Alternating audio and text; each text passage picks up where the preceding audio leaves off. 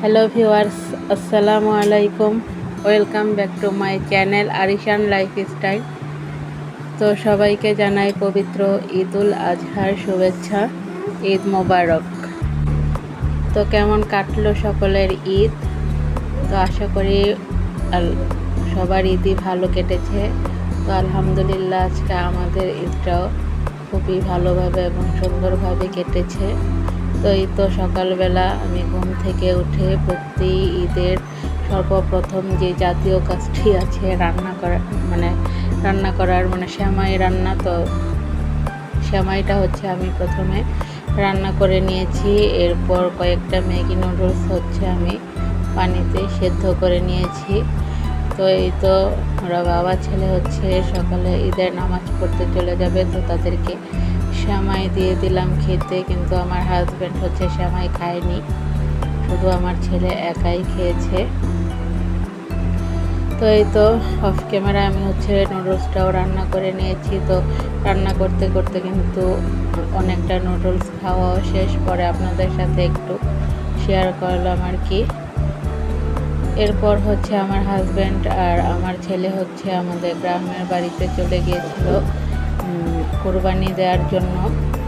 তো ওরা চলে যাওয়ার পর আমি হচ্ছে ঘরটা সুন্দর করে গুছিয়ে নিয়েছি। তো এই তো আমার গাছটাকেও একটু ঈদের খাবার খাওয়াচ্ছি, পানি দিচ্ছি আর কি। সে তো আর পানি ছাড়া অন্য কিছুই খেতে পারবে না। তো গাছে পানি দিয়ে তারপর আমার বাবা হচ্ছে আমাকে ফোন দিয়েছে আমার বাবার বাসায় চলে যাওয়ার জন্য। তারপরে কিন্তু আমি আর আমার মেয়ে আমার বাবার বাসায় চলে গিয়েছিলাম। তো গিয়ে দেখলাম যে আমার মা মুরগি দিয়ে বিরিয়ানি রান্না করছে। তো এই তো আপনাদের সাথেও একটু শেয়ার করলাম। আর এখানে এই তো আমার মেয়ে আর আমার বাবার বাসার একটা ছোট্ট মা হাফসা, তো তারা হচ্ছে দুজনে একসাথে গল্প করছিল। আর আমার হাফসা হচ্ছে টাকা গুনছিল, আর আমার বাবা বলছিল তোমার কাছে তো অনেক টাকা হিসেবে নাতনি হয় আর কি। তো দুষ্টুমি করছিল যে আমার বাবাকেও সালামি দেওয়ার কথা বলছিল আর কি। আর আমরা হাসাহাসি করছিলাম। তো এই দেখেন আমার মেয়ে কত ঢং ঢং করছে ঈদের ড্রেসটা পরে। তো মাশাল্লাহ আমার মেয়েকে কিন্তু ঈদের ড্রেসটা পরাতে মাশাল্লাহ খুবই সুন্দর লাগছিল। তো এই তো এখন হচ্ছে সকালে খাওয়া দাওয়ার পালা। তো আমরা সবাই মিলে হচ্ছে খেতে বসে পড়েছি।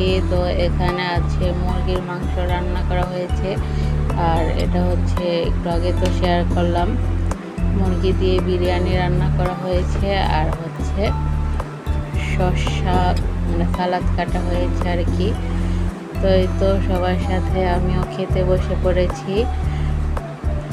এখন আমিও হচ্ছে খেয়ে নিচ্ছি। তো বিরিয়ানিটা কিন্তু আলহামদুলিল্লাহ মাশাল্লাহ অনেকটাই অনেক মজা হয়েছিল আর কি।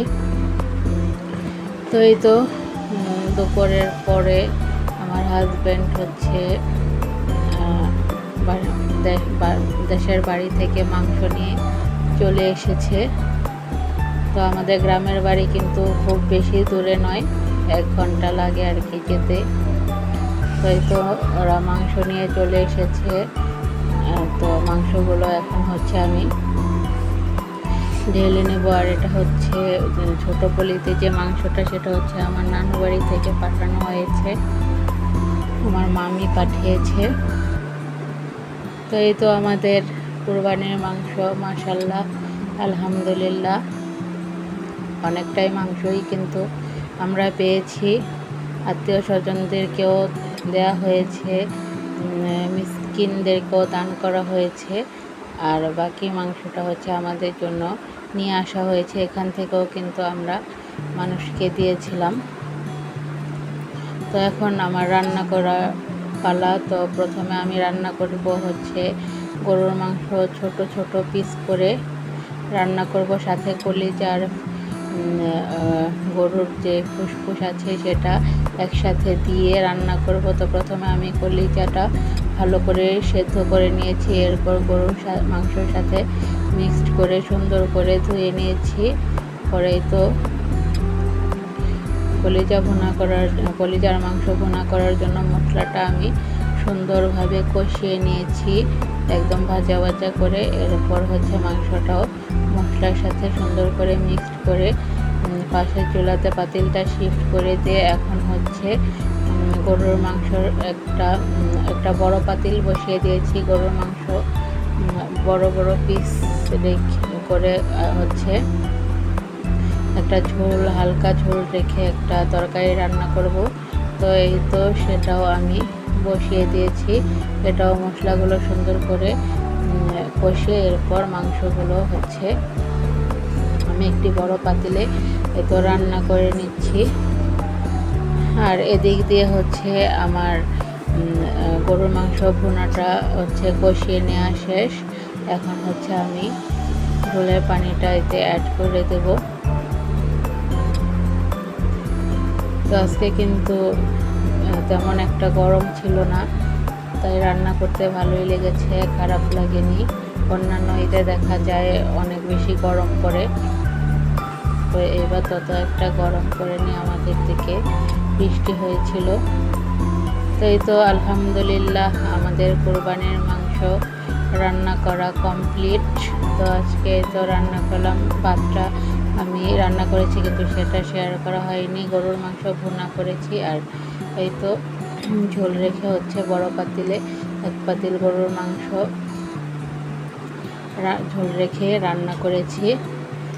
তো এই তো আজকে রান্না বান্না। এরপর একটি বাটিতে আমার হাজব্যান্ডকে এখান থেকে মাংস বেড়ে দিচ্ছিলাম টেস্ট করার জন্য।